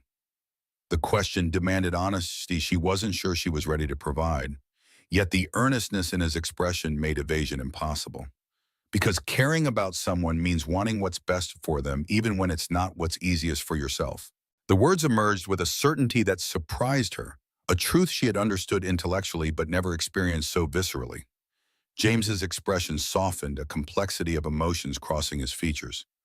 That's a rare perspective in my experience. Most people measure relationships by what they gain, not what they were willing to sacrifice. I'm learning, Elizabeth replied simply. You and Sophie have been effective teachers. The week that followed passed in a strange limbo. Their regular communications continued texts about Sophie's day, occasional shared meals, but an undercurrent of uncertainty ran beneath each interaction, the future suddenly less defined. Saturday morning found Elizabeth at her desk reviewing financial statements despite her resolution to separate weekends from work. Her concentration broke with a text from James. Sophie and I are going hiking at Blue Hills Reservation. Care to join? Fresh air might be good for all of us. The invitation presented a clear choice between comfortable isolation and messy connection. Elizabeth hesitated only briefly before responding, I'd love to. What time? The Blue Hills Reservation stretched across 7,000 acres outside Boston, offering hiking trails for various skill levels. Elizabeth arrived to find James and Sophie in the parking lot, the child bouncing with characteristic enthusiasm, while her father organized a small backpack of supplies. Elizabeth, Sophie called, running to greet her with an uninhibited hug. We brought trail mix and sandwiches and special hiking cookies. Dad says we're taking the medium trail because I'm getting better at climbing. The trail offered a balanced challenge, steep enough in sections to require focus but manageable for Sophie's shorter legs. During one particularly steep section, James offered Elizabeth his hand for balance. The simple contact palm against palm fingers interlocking for practicality rather than affection, nonetheless sent awareness coursing through her. Physical touch had become so rare in her adult life that even this utilitarian connection felt significant. I submitted the application, James said as they paused at a viewpoint, Sophie exploring a nearby stream under their watchful eyes. For the Seattle program. The initial review looks promising. They have already requested an interview next week. Elizabeth absorbed the news with conflicting emotions, happiness for the opportunity, apprehension about what it would mean for their relationship. That's wonderful, James. They'd be fortunate to have you. I've been thinking about what you said. He continued, his gaze fixed on the horizon where Boston's skyline rose in the distance, about wanting what's best for someone else, even when it's difficult for yourself. It reminded me of something Sarah said before she died. The mention of his late wife captured Elizabeth's complete attention. James rarely spoke of Sarah directly, though her presence was evident in many aspects of their lives. She made me promise to keep living, not just surviving, James continued, his voice softening with memory, to show Sophie that grief doesn't have to be the end of joy. At the time, I nodded and agreed, but inside I thought it was impossible. How could there be real joy after losing her? Elizabeth remained silent, recognizing the significance of this confidence. These past few months, getting to know you, watching Sophie connect with you, it's the first time since Sarah died that I've felt fully alive again. Not just going through motions, but actually experiencing life. James turned to face her directly. That's what makes this decision so complicated. Seattle offers security and opportunity, but Boston now holds something just as valuable. The naked honesty in his expression demanded equal vulnerability in return. When you and Sophie came into my life, I didn't realize how empty it had become. All this success, this position I've worked toward for years, it means nothing without someone to share it with. Before Elizabeth could say more, Sophie came bounding back, wet shoes and a triumphant expression suggesting successful stream exploration. Dad, Elizabeth, I found a salamander. It was orange with black spots and super tiny. As they continued their hike, reaching the summit, where Boston spread beneath them like a miniature model, Elizabeth found her thoughts clarifying with the expanded perspective. That evening, after Sophie had gone to bed, James and Elizabeth sat on his small apartment balcony, mugs of tea warming their hands against the night chill. "You should take the Seattle position," Elizabeth said, forcing the words past the tightness in her throat. "It's everything you have worked toward, the security and opportunity Sophie deserves." James set down his mug, turning to face her directly. "And us, this connection we've built, will remain important regardless of geography. What we've started here isn't dependent on proximity." "That's a convenient sentiment," James observed, a rare edge entering his voice. "But reality is messier. Long-distance relationships are difficult under ideal circumstances. Add a child a demanding training program and your CEO responsibilities." "I'm not suggesting it would be easy," Elizabeth interrupted. "I'm saying some connections are worth maintaining despite challenges. What we found here is rare, but I won't be the reason you sacrifice an opportunity that could transform your future." James was quiet for a long moment, the soft sounds of the city night filling the silence between them. When he finally spoke, his voice carried a determination that matched her own. "I need you to understand something, Elizabeth. I've spent 5 years making every decision based solely on what's best for Sophie, her needs, her future, her happiness. It's been my guiding principle through the hardest period of my life." He leaned forward slightly, his expression intensifying. "But I'm beginning to understand that being a good father also means showing my daughter how to live fully, how to take risks for connection, how to value relationship alongside security. If I teach her that love and closeness are secondary to practical considerations, what am I really giving her?" The word love landed between them, neither acknowledged nor retracted. Elizabeth felt her carefully constructed arguments faltering in the face of his sincerity. "The Seattle program is an incredible opportunity," James continued, "one I'm honored to be considered for.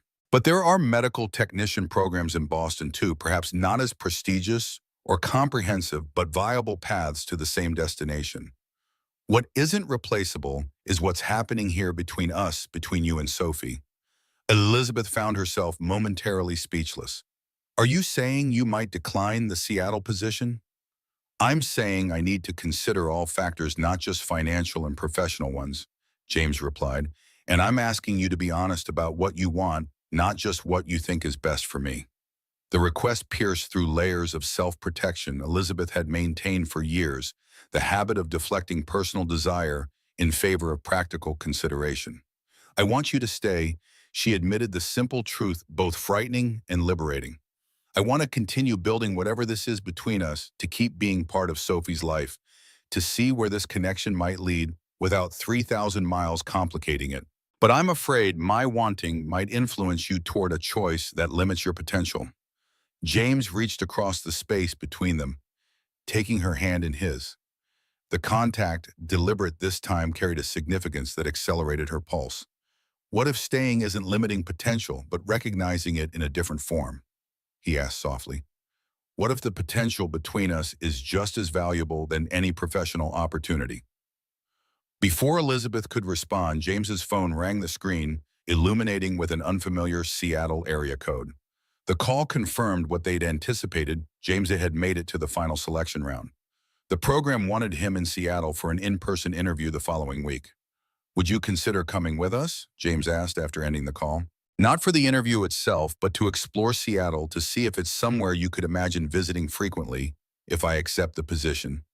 The invitation represented a level of integration Elizabeth hadn't anticipated, not just maintaining connection across distance, but actively participating in decisions that would shape their future.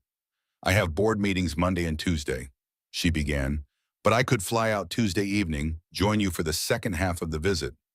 The plan took shape rapidly. James and Sophie would depart Sunday, Elizabeth would join them Tuesday, and together they would explore what a Seattle-based future might entail.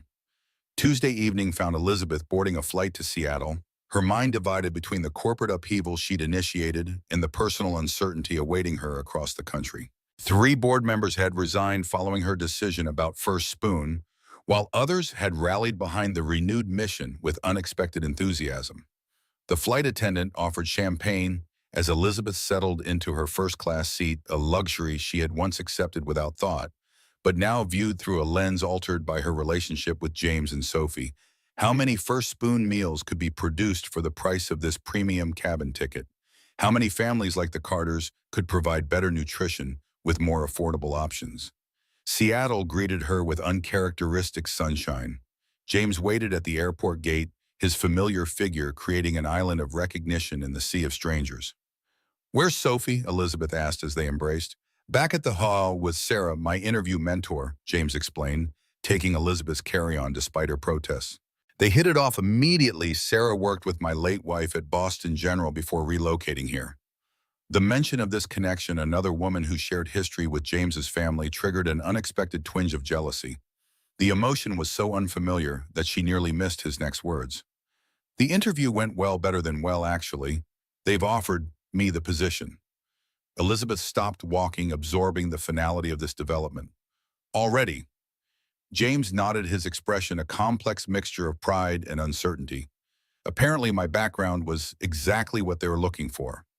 The program director said my references were extraordinarily compelling." "That's wonderful," she said, meaning it despite her conflicted feelings. "Have you decided?" "They've given me until Friday. Sarah's been showing us potential neighborhood schools for Sophie. The housing stipend would cover a small apartment near the hospital, and the starting salary after completion would be nearly double what I make now." The practical benefits were undeniable, yet something in James's tone suggested hesitation, considerations beyond logistics and finances. "And how does Sophie feel about it?" Elizabeth asked as they reached the rental car.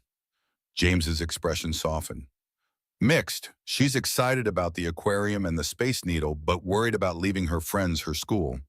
He paused. "And you? She's been asking if you could visit every weekend, not understanding the distance involved." The innocent question revealed the child's attachment. "And what did you tell her?" "The truth," James replied, "that we're still figuring things out, that relationships sometimes have to adapt to circumstances, but that people who care about each other find ways to stay connected." The hotel James had selected was modest but comfortable, located within walking distance of Seattle Children's Hospital. As they entered the lobby, Sophie spotted them immediately breaking away from a conversation with an elegant woman Elizabeth assumed was Sarah. "Elizabeth," Sophie called, rushing toward them with unrestrained enthusiasm. "You're here. Now you can see the fish with us tomorrow. There's an octopus that changes colors, and sharks and sea otters that hold hands when they sleep, so they don't float away from each other." Elizabeth knelt to embrace the child, Sophie's boundless excitement temporarily eclipsing the complications of adult decision-making. "I can't wait to see everything." James made introductions to Sarah, a poised woman in her 40s, with intelligent eyes and a warm smile. "Sarah was my wife's colleague at Boston General," he explained. "She's been our unofficial welcome committee." "James speaks very highly of you," Sarah offered, extending her hand to Elizabeth. "It's lovely to finally meet the CEO who's been featuring prominently in Sophie's stories." The following 2 days unfolded in a strange limbo of tourist activities and practical reconnaissance. They visited Seattle's famous attractions and explored neighborhoods near the hospital, touring apartments within the housing stipends range, and schools that might suit Sophie's academic needs. Elizabeth found herself assessing each location, not just for its suitability for James and Sophie, but for its visitor accommodation, proximity to hotels, ease of weekend access. On their final evening, with Sophie sleeping soundly in the adjoining hotel room, James and Elizabeth stood on the small balcony overlooking Seattle's illuminated skyline. The Space Needle glowed against the night sky, its distinctive silhouette representing both opportunity and separation. "I have to give them my decision tomorrow," James said, breaking a comfortable silence, "before we fly back to Boston." "Have you decided?" Elizabeth asked, her throat unexpectedly tight. James turned to face her, his expression more vulnerable than she had ever seen it. That depends in part on you. On me, Elizabeth repeated, genuinely surprised. What's best for us includes considering the relationships that matter, he explained, his voice low but intense.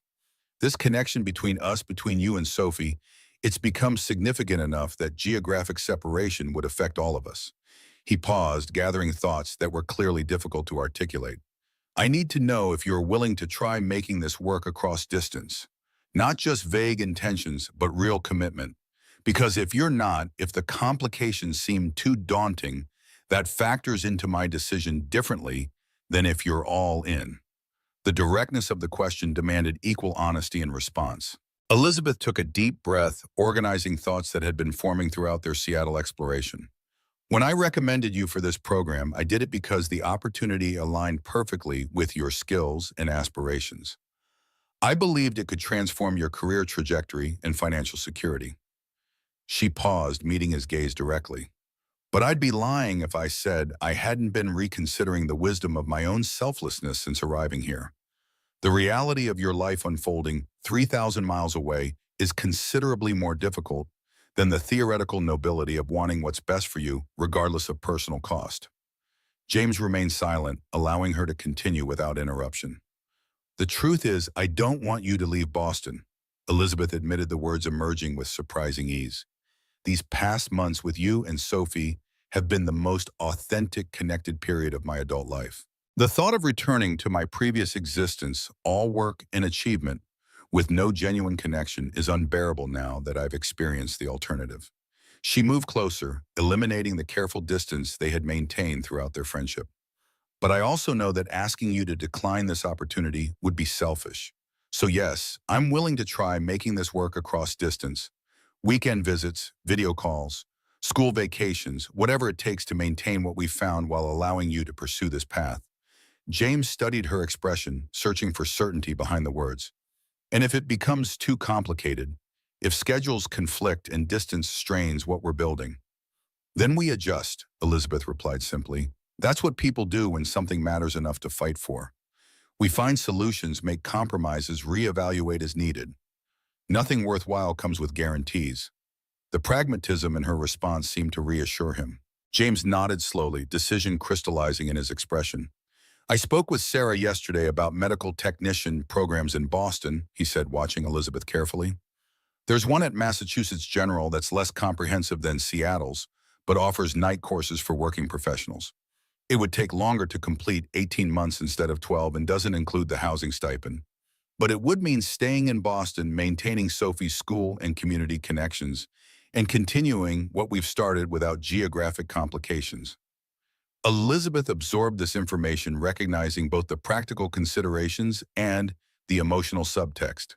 Is that what you want, to decline Seattle in favor of the Boston program? What I want, Martin, James replied with quiet certainty, is to build a future that honors all aspects of our lives: professional growth, financial security, and meaningful connection. Seattle offers accelerated career development, but compromises relationships we've come to value. Boston offers a slower professional path, but preserves connections that have become essential to our happiness. He reached for her hands, the gesture bridging the physical and emotional space between them. I've spent 5 years focused exclusively on practical concerns: money, stability, Sophie's immediate needs. Meeting you reminded me that life requires balance between security and connection. Sometimes the seemingly practical choice isn't actually the wisest one when all factors are considered. Elizabeth felt a tightness in her chest that had nothing to do with anxiety and everything to do with recognition of being valued not for what she could provide, but for who she was in their lives. Whatever you decide, she said softly, we'll make it work. But know that if you choose Boston, it won't be a sacrifice I asked you to make. It will be a decision we made together, weighing all considerations equally. James nodded, decision settling into certainty in his expression. Then I choose Boston, the longer path, but the one that feels right for all of us. As they stood together overlooking Seattle's glittering promise, Elizabeth recognized that they had navigated the first major decision of what was becoming a shared journey, not through grand gestures or dramatic declarations, but through honest communication and mutual respect for each other's priorities. It wasn't the fairy tale ending Sophie might have imagined, with castles in the sky and princesses rescued from towers. It was something far more valuable, a genuine partnership forming between two people who had learned through different paths that life's greatest achievements weren't measured in titles or bank accounts, but in connections that made each day worth rising to meet. 3 months later, on a warm summer evening, Elizabeth stood in her kitchen, now their kitchen, watching James help Sophie with her homework at the dining table. The apartment had transformed its pristine surfaces, now bearing evidence of actual living. Sophie's artwork magnetized to the refrigerator, James's toolbox tucked beside the pantry, children's books mingling with business journals on the shelves. The first spoon product line was entering final production, its packaging featuring a silhouette inspired by Sophie's original drawing, a woman and child surrounded by imagery of nourishment and care. The market research had proven prescient. Pre-orders exceeded projections by nearly 30%. James had begun his evening classes at Massachusetts General 2 nights a week, coming home with the focused excitement of someone reclaiming a long-deferred dream. Elizabeth often found herself working from home those evenings, surprising herself with how easily she'd adapted to balancing professional responsibilities with family life. Family. The word had appeared in her thoughts before she'd consciously acknowledged its significance. But watching James and Sophie now, she recognized the truth of it, not through traditional definitions or legal structures, but through the daily choice to show up, to care, to build something durable from the chance encounter that had changed everything. "Dad says dinner's ready in 10 minutes, Sophie announced, appearing at Elizabeth's elbow. "He wants to know if you finished that important email yet." Elizabeth smiled, setting aside her tablet. "Just finished.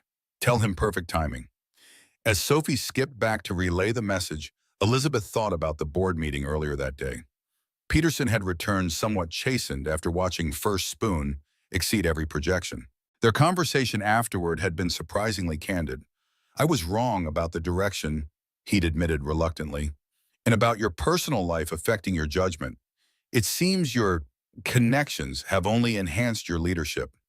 Elizabeth had simply nodded, long past needing his validation.